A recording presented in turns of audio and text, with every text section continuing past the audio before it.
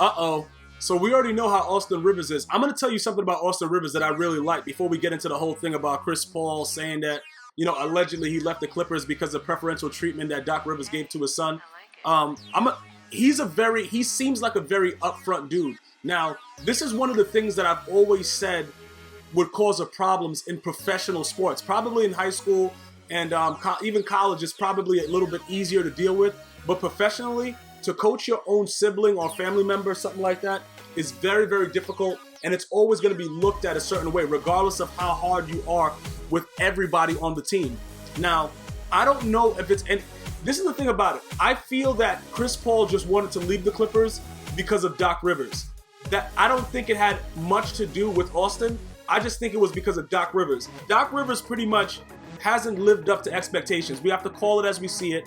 A lot of players that have played for him in the past have said those things. Doc Rivers, I don't really... when it comes to coaching, he used to be up there. After he did what he did with the Celtics and he beat the Lakers, that was a huge feat. But I'm going to tell you, looking at that team, you got 2 Hall of Famers in Garnett and Paul Pierce. Rondo was there. Ray Allen, three Hall of Famers, Ray Allen at least. So it's not like you did something that was impossible. The team played good defense and they were able to score when the Lakers, they couldn't really do anything. You know what I'm saying? Like, they were able to dominate. Obviously, Kobe, the next year somebody came back and did what he had to do. He had to get a couple players to replace Shaquille O'Neal, whatever. But he won that finals and everybody thought that he was this God coach. He was never that.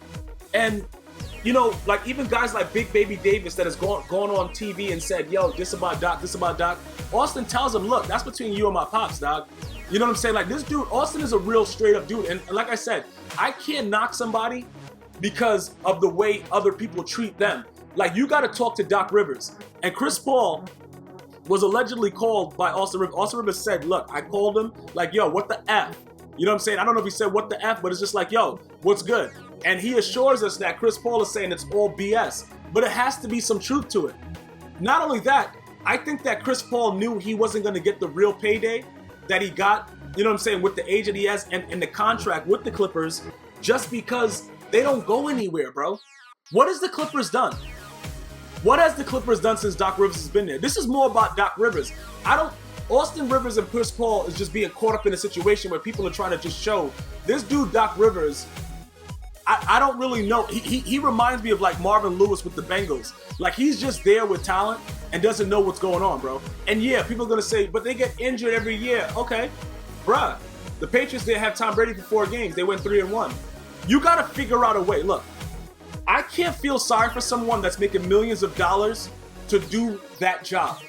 Regardless of who gets hurt, whatever like that, that's what coaching is. Now remember, let's just put it like this. A lot of coaches get lucky. Look, let's just be honest. Steve Kerr is very, very lucky, okay? We have to know and understand that team was prepared. It was prepared for him. So once he got there, you know what I'm saying, it's not much that he needed to do, and he has some of the best talent that's ever been assembled in their prime. So sometimes coaching is a lot of luck. We have to understand that. But at the same time, if you don't have those tools, you got to make sure that you do something to show that it's a reason why you're being paid as a coach. Let's go to the Boston Celtics. This year in the Eastern Conference Finals against the Cleveland Cavaliers. First 2 games, biggest blowout ever. We were already on a boat. Like, look, this is a sweep. You know what I'm saying? Like, we had our brews on the boat. These dudes are out of here. What happened? They were able to win a game. A lot of people attributed it to the coaching. Okay? We know listen. We already know Isaiah Thomas didn't play, and we expected him to get dominated. They won the game. You have to say something about that coach. You got to give that coach credit. Coaches, at least he got the 1 win. The Clippers have not been able to be successful under Doc Rivers. And Austin Rivers had, in my opinion, one of his best games. His best seasons last season. So he's showing he can play. My biggest issue is this. Playing for his dad is going to always keep him in that whole aspect of, you're only getting play time because your father. He has to go someplace else.